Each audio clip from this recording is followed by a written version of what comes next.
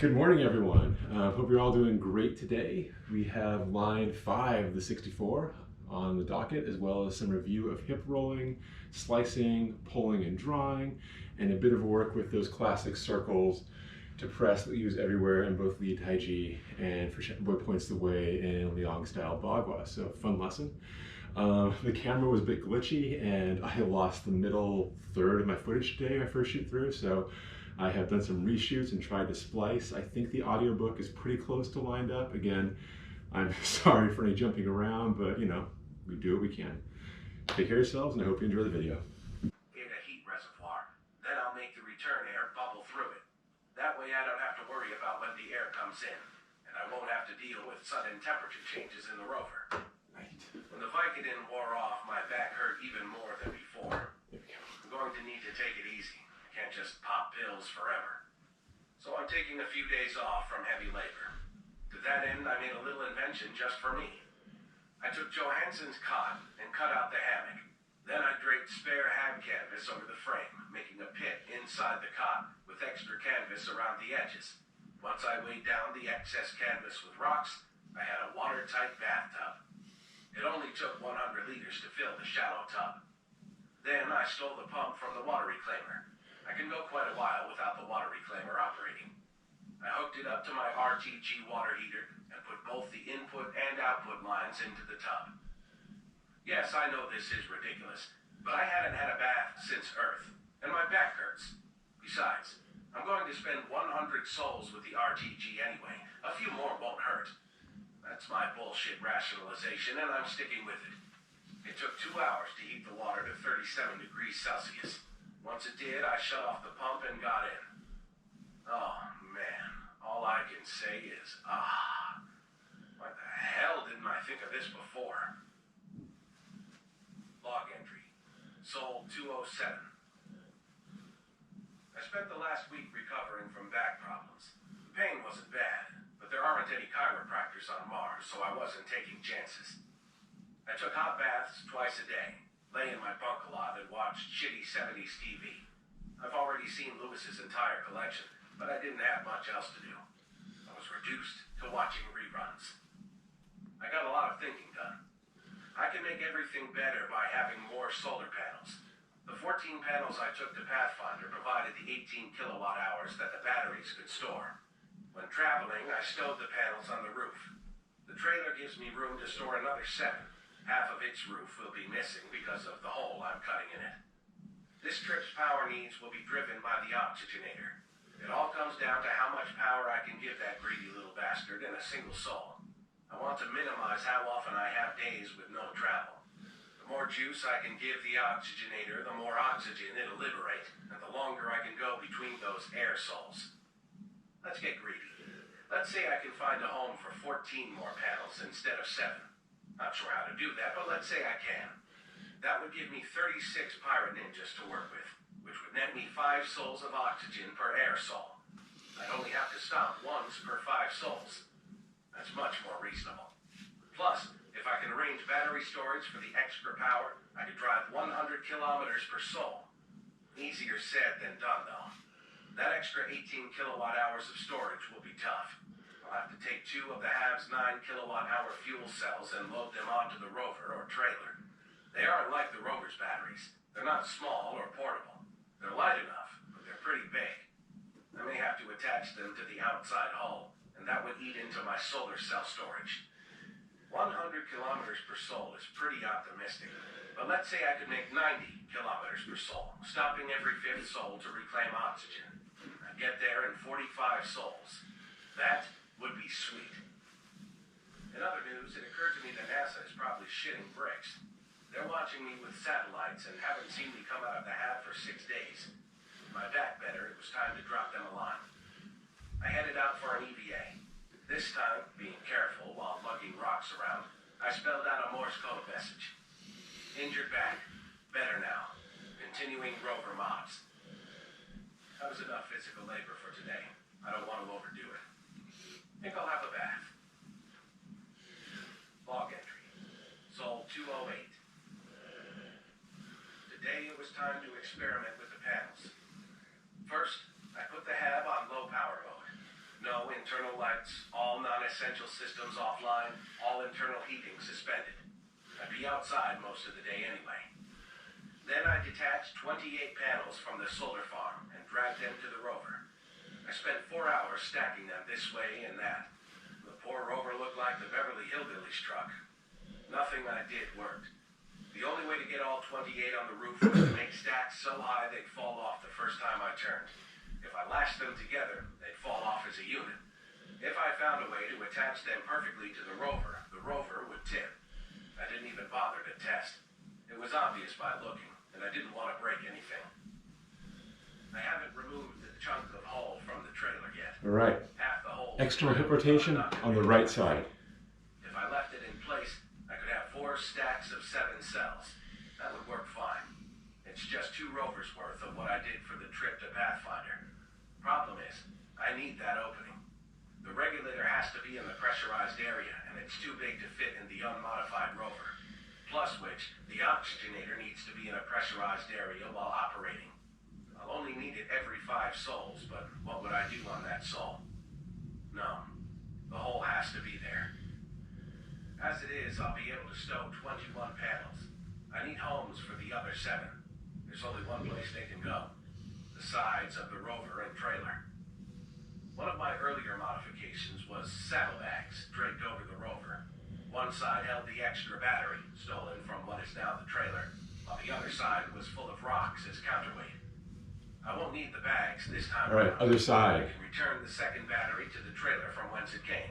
In fact, it'll save me the hassle of the mid-drive EVA I had to do every day to swap cables. When the rovers are linked up, they share resources, including electricity. I went ahead and reinstalled the trailer's battery. It took me 2 hours, but it's out of the way now. I removed the saddlebags and set them aside. They may be handy down the line.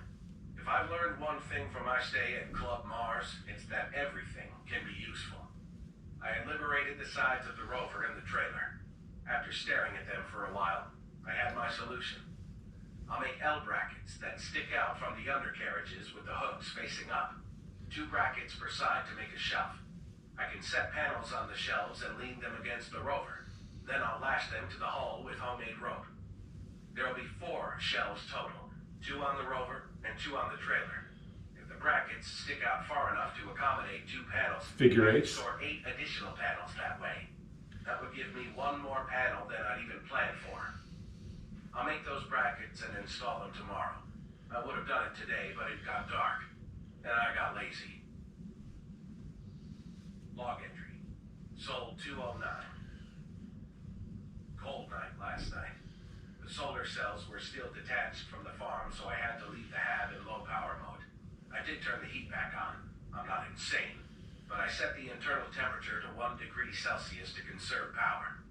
Waking up to frigid weather felt surprisingly nostalgic. I grew up in Chicago after all. But nostalgia only lasts so long.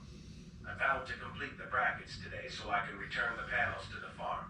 Then I can turn the damn heat back on. I headed out to the MAV's landing strut array to scavenge metal for the shelves. Most of the MAV is made from composite, but the struts had to absorb the shock of landing. Metal Okay, was right ready to hip, go. internal I rotation. brought a strut into the hab to save myself the hassle of working in an EVA suit. It was a triangular lattice of metal strips held together with bolts. I disassembled it. Shaping the brackets involved a hammer and, well, that's it actually. Making an L doesn't take a lot of precision. I needed holes where the bolts would pass through.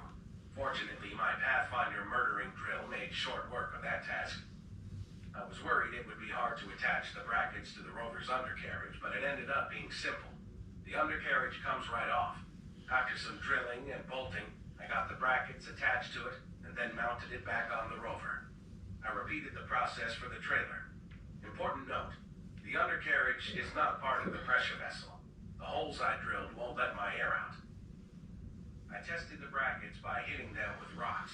Left hip, Kind of internal sophistication is rotation. what we interplanetary scientists are known for. After convincing myself the brackets wouldn't break at the first sign of use, I tested the new arrangement.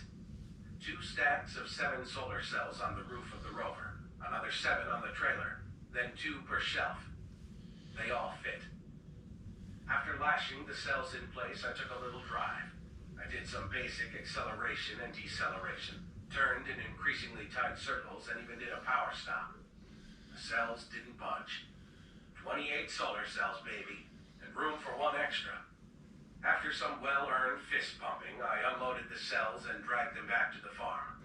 No Chicago morning for me tomorrow.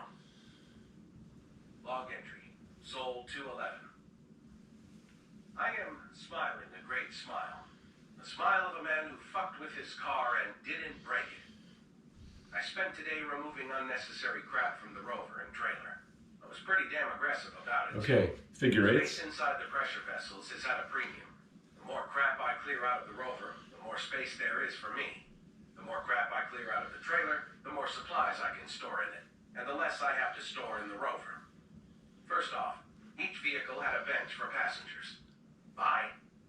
Next, there's no reason for the trailer to have life support. The oxygen tanks, nitrogen tanks, CO2 filter assembly, all unnecessary. It'll be sharing air with the rover, which has its own copy of each of those, and it'll be carrying the regulator and oxygenator. Between the hab components and the rover, I'll have 2 redundant life support systems. That's plenty. Then I yanked the driver's seat and control panel out of the trailer. The link up with the rover is physical. The trailer doesn't do anything but get dragged along and fed air. It doesn't need controls or brains. However, I did salvage its computer. It's small and light, so I'll bring it with me. If something goes wrong with the rover's computer en route, I'll have a spare. The trailer had tons external more hip space rotation. now. It was time for experimentation. Drawing in the belly. The hab has Drawing and 9 pulling. kilowatt-hour batteries. They're bulky and awkward.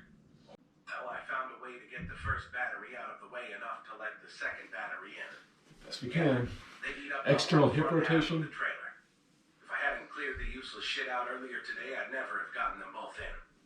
The trailer's battery is in the undercarriage, but the main power line runs through the pressure vessel, so I was able to wire the hab batteries directly in.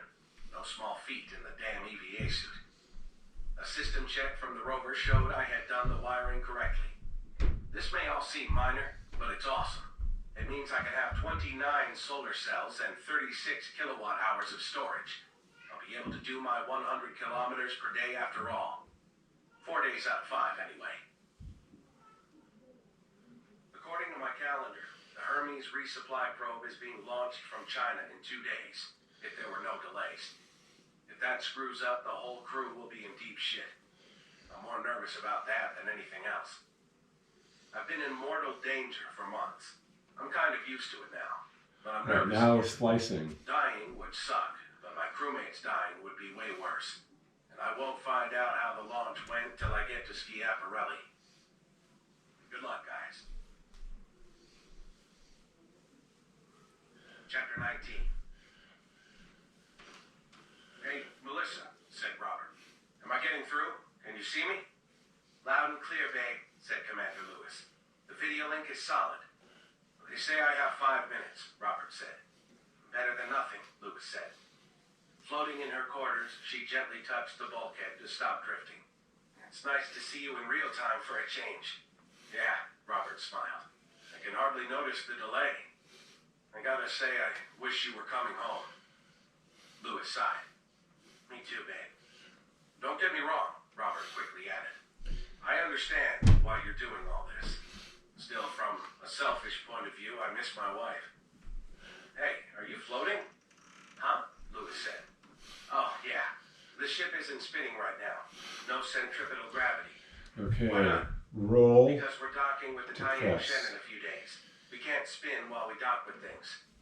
I see, said Robert. So how are things up on the ship? Anyone giving you shit? No. Lewis shook her head. They're a good crew. I'm lucky to have them. Oh, hey, Robert said. I found a great addition to our collection. Oh, what did you get? An original production 8-track of ABBA's greatest hits, still in the original packaging. Lewis widened her eyes. Seriously? A 1976 or one of the reprints? 1976 all the way. Wow. Good find. I know, right? With the final shutter, the jetliner came to a stop at the gate. Oh, gods, said Venkat, massaging his neck. That was the longest flight I've ever been on. Said Teddy, rubbing his eyes. At least we don't have to go to Jiuquan till tomorrow, Venkat moaned. 14 and a half hours of flying is enough for one day. Don't get too comfortable, Teddy said. We still have to go through customs, and we'll probably have to fill out a bunch of forms because we're U.S. government officials. It's gonna be hours before we sleep. Crap. Gathering their carry-on luggage, they trudged off the plane with the rest of the weary travelers. Beijing Capital International Airport's Terminal 3 echoed with the cacophony common to huge air terminals. Venkat and Teddy moved toward the long immigration line as the Chinese citizens from their flight split off to go to a simpler point-of-entry process. As Venkat took his place in line, Teddy filed in behind him and scanned the terminal for a convenience store. Any form of caffeine would be welcome. Excuse me, gentlemen, came a voice from beside them. They turned to see a young Chinese man wearing jeans Now, and a Checkerboard polo points shirt. the way. My name is Su Bin Bao, he said in perfect English. I am an employee of the China National Space Administration. I will be your guide and translator during your stay in the People's Republic of China. Nice to meet you, Mr. Su, Teddy said. I'm Teddy Sanders, and this is Dr. Venkat Kapoor. We need sleep, Venkat said immediately. Just as soon as we get through customs, please get us to our hotel. I can do better than that, Dr. Kapoor, Su smiled. You are official guests of the People's Republic of China. You have been pre-authorized to bypass customs. I can take you to your hotel immediately. I love you, Venkat said. Tell the People's Republic of China we said thanks, Teddy added. I'll pass that along, Su Bin smiled. Helena, my love, Vogel said to his wife. I trust you are well? Yes, she said. I'm fine, but I do miss you. Sorry. Can't be helped, she shrugged. How are our monkeys? The children are fine, she smiled. Eliza has a crush on a new boy in her class, and Victor has been named goalkeeper for his high school's team. Excellent, Vogel said. I hear you are at mission control. Was NASA unable to pipe the signal to Bremen? They could have, she said, but it was easier for them to bring me to Houston. A free vacation to the United States. Who am I to turn that down? Well played. And how is my mother? As well as can be expected, Helena said. She has her good days and bad days. She did not recognize me on my last Now visit. let's take a look at the line 5 of 64. She doesn't have to worry about you like I do. She hasn't worsened? He asked. No, she's about the same as when you left. The doctors are sure she'll still be here when you return. Good, he said. I was worried I'd seen her for the last time. Alex, Helena said. Will you be safe? As safe as we can be, he said. The ship is in perfect condition, and after receiving the TaiJi Shen, we will have all of the supplies we need for the remainder of the journey to Jiuquan, Guoming said. I hope your flight was smooth. Okay, first movement with 64. Stepping out, little Kobu right, step out. He looked through the glass to Jiuquan's mission From control there, center. It was around remarkably to similar draw. to Houston's, Left set. though Teddy couldn't read any of the Chinese text on the big screens. Yes, thank you, Teddy said. The hospitality of your people has been wonderful. The private jet you arranged to bring us here was a nice touch. My people have enjoyed working with your advanced team, Guoming said. The last month has been very interesting. Attaching an American probe to a Chinese booster. I believe this is the first time it's ever been done. It just goes to show, Teddy said, love of science is universal across all cultures. Guoming nodded. My people have especially commented on the work ethic of your man, Mitch Henderson. He is very dedicated. He's a pain in the ass, Teddy said. Su Bin paused before translating, but pressed on. Guoming laughed. You can say that, he said. I cannot. Explain it again, Beck's sister Amy said. Why do you have to do an EVA? I probably don't, Beck explained. I just need to be ready to. Why? In case the probe can't dock with us. If something goes wrong, it'll be my job to go out and grab it. Can't you just move Hermes to dock with it? No way, Beck said. Hermes is huge. It's not made for fine maneuvering control. Why does it have to be you? Because I'm the EVA specialist. But I thought you were the doctor. I am, Beck said. Everyone has multiple roles. I'm the doctor, the biologist, and the EVA specialist. Commander Lewis is our geologist. Johansson is the SciSop and reactor tech, and so on. How about that good-looking guy, Martinez, Amy asked. What does he do? He pilots the MDV and MAV, Beck said. He's also married with a kid using lecherous homewrecker. Oh well. How about Watney? What did he do? He's our botanist and engineer. And don't talk about it in the past tense. Engineer like Scotty? Kind of, Beck said. He fixes stuff. I bet that's coming in handy now. Yeah, no shit. The Chinese had arranged a small conference room for the Americans to work in. Cramped conditions were luxurious by Zhuquan standards. Venkit was working on budget spreadsheets when Mitch came in, so he was glad for the interruption. They're a weird bunch, these Chinese nerds, Mitch said, collapsing into a chair. But they make a good booster. Good, Venkit said. How's the linkage between the booster and our probe? It all checks out, Mitch said. JPL followed the specs perfectly. It fits like a glove. Any concerns or reservations? Venkit asked. Yeah. Concerned about what I ate last night. I think it had an eyeball in it. I'm sure there wasn't an eyeball. The engineers here made it for me special, Mitch said. There may have been an eyeball, Beckett said. They hate you. Why? Because you're a dick, Mitch, Beckett said.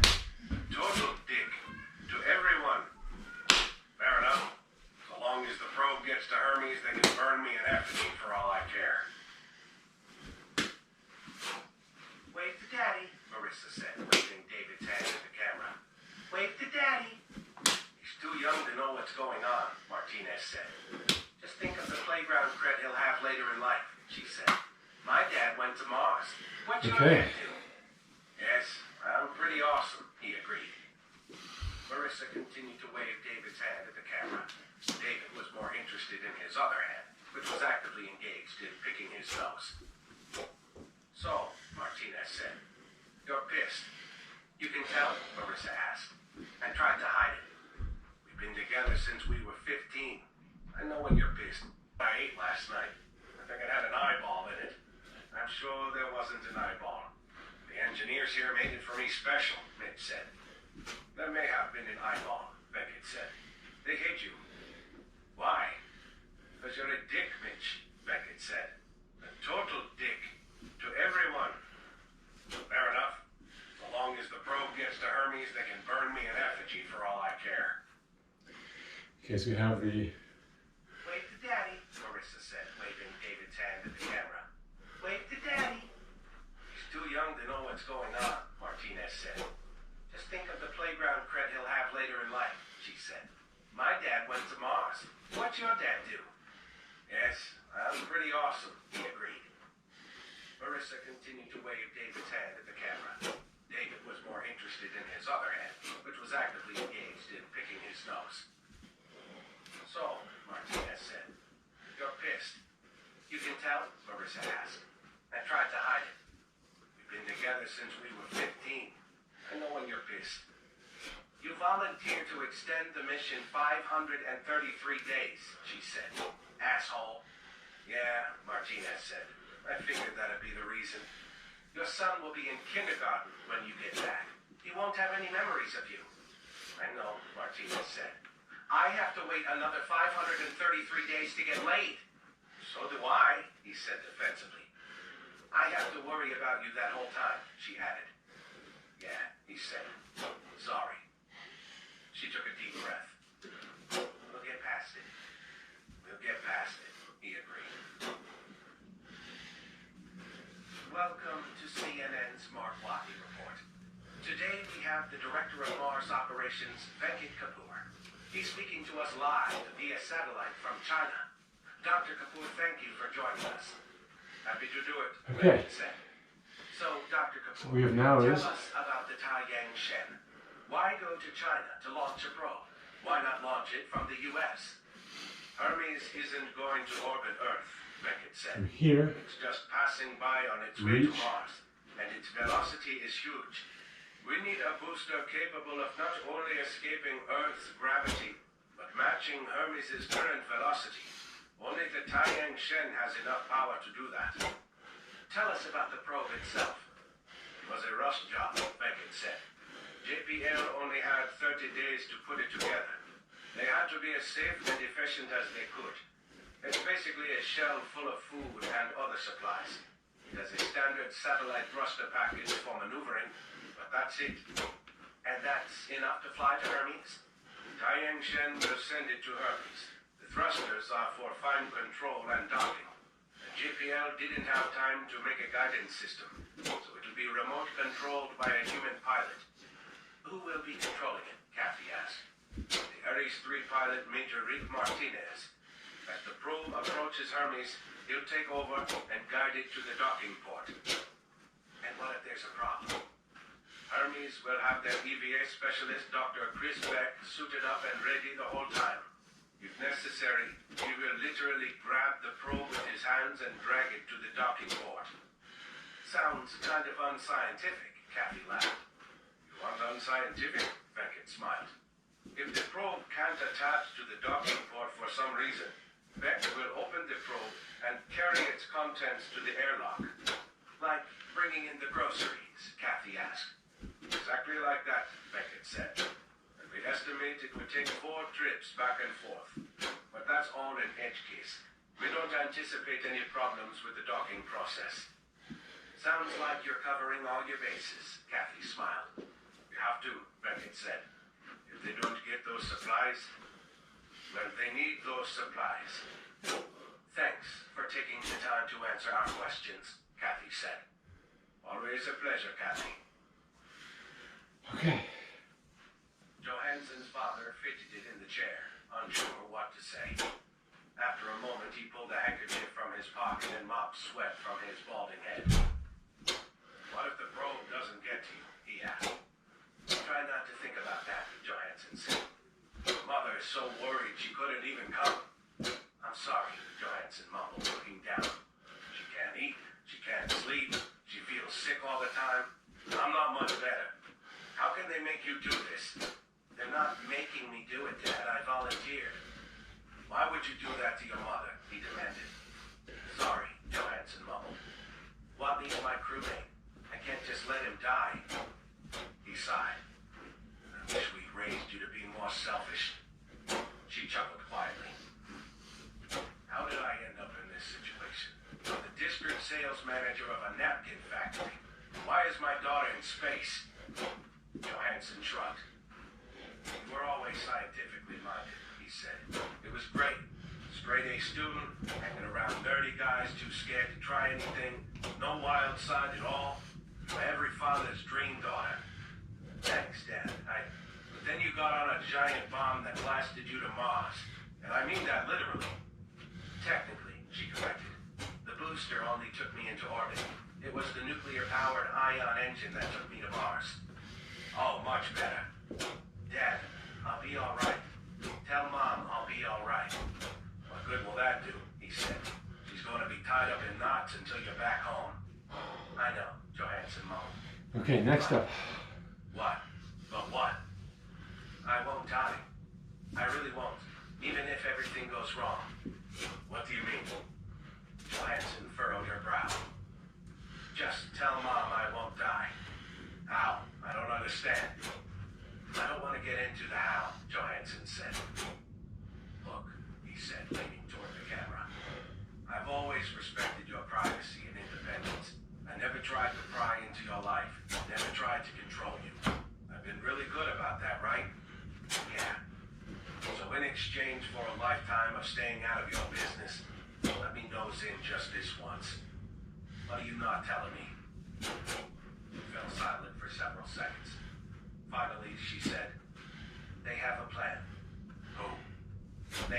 always have a plan, she said. They work out everything in advance. What plan? They picked me to survive. I'm youngest. I have the skills necessary to get home alive. And I'm the smallest and need the least food.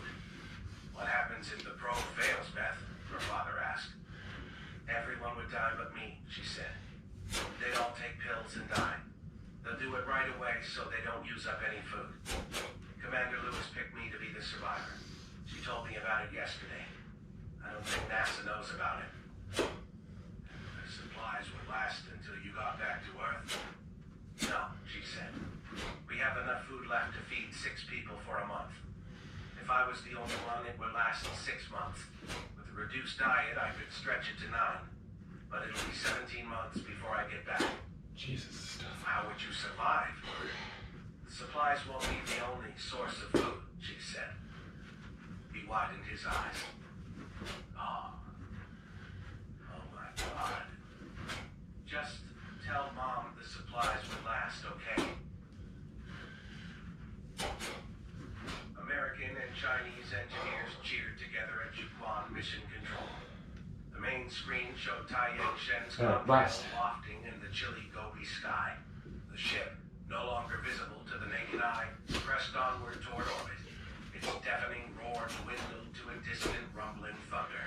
And then last up. Perfect launch, Beckett exclaimed. Of course, said Again. ShuiJiao. You guys really came through for us, Beckett said. And we're grateful. Naturally. And hey, you guys get a seat on Ares 5. Everyone wins. Beckett looked at ShuiJiao sideways. You don't seem too happy. I spent 4 years working on TaiJi, he said. So did countless other researchers, scientists, and engineers. Everyone poured their souls into construction, while I waged a constant political battle to maintain funding. In the end, we built a beautiful probe, the largest, sturdiest unmanned probe in history. And now it's sitting in a warehouse. It'll never fly. The State Council won't fund another booster like that. He turned to Beckett. It would have been a lasting legacy of scientific research. Now it's a delivery run. We'll get a Chinese astronaut on Mars. But what science will he bring back that some other astronaut wouldn't have? This operation is a net loss for mankind's knowledge. Beckett said cautiously. It's a net gain for Mach. ShuiJiao said. Distance 61 meters, velocity 2.3 meters per second, Johansson said. No problem, Martinez said, his eyes glued to his screens. One showed the camera feed from docking port A, the other, a constant feed of the probe's telemetry. Lewis floated behind Johansson's and Martinez's stations. Beck's voice came over the radio. Visual contact. He stood in airlock 3 via magnetic boots, fully suited up with the outer door open. The bulky, safer unit on his back would allow him free motion in space should the need arise. An attached tether led to a spool on the wall. Vogel, Lewis said into her headset. You in position? Vogel stood in the still pressurized airlock tube, suited up save his helmet. Yeah, in position and ready, he replied. He was the emergency EVA if Beck needed rescue. All right, Martinez, Lewis said. Bring it in. Aye, Commander. Distance 43 meters, velocity 2.3 meters per second, Johansson called out. All stats nominal, Martinez reported. Slight rotation in the probe, Johansson said. Relative rotational velocity is 0.05 revolutions per second. Anything under 0.3 is fine, Martinez said. The capture system can deal with it. Probe is well within manual recovery range, Beck reported. Copy, Lewis said. Distance 22 meters, velocity 2.3 meters per second, Johansson said. Angle is good. Slowing her down a little, Martinez said, sending instructions to the probe. Velocity 1.8. 1.3, Johansson reported. All right, wall sit time. Stable at 0.9 meters per second. Range? Martinez asked. 12 meters, Johansson replied. Velocity steady at 0.9 meters per second. Angle? Angle is good. Then we are in line for auto capture, Martinez said. Come to Papa. The probe drifted gently to the docking port. Its capture boom, a long metal triangle, entered the port's funnel, scraping slightly along the edge. Once it reached the port's retractor mechanism, the automated system clamped onto the boom and pulled it in, aligning and orienting the probe automatically. After several loud clanks echoed through the ship, the computer reported success. Docking complete, Martinez said. Seal is tight, Johansson said. Beck, Lewis said. Your services won't be needed. Roger that, Commander, Beck said. Closing airlock. Vogel returned to interior, she ordered. Copy, Commander, he said. Airlock pressure to 100%, Beck reported. Re-entering ship. I'm back in. Also inside, Vogel said. Lewis pressed a button on her headset. Juquan, probe docking complete. No complications. Mitch's voice came over the comm. Glad to hear it, Hermes. Report status of all supplies once you get them aboard and inspected. Roger, Juquan, Lewis said. Taking off her headset, she turned to Martinez and Johansson. Unload the probe and stow the supplies. I'm going to help Beck and Vogel de-suit. Martinez and Johansson floated down the hall toward docking port A. So, he said, who would you have eaten first? She glared at him. 'Cause I think I'd be tastiest, he continued, flexing his arm. Look at that. Good, solid muscle there. You're not funny. Not free range, you know. Corn-fed. She shook her head and accelerated. All right, that's what we have for today. I'm sorry if that glitched halfway through. I'm gonna try to fix my camera. I hope you all enjoyed it, and yeah, please leave questions, comments, and all that good stuff, and take care of yourselves.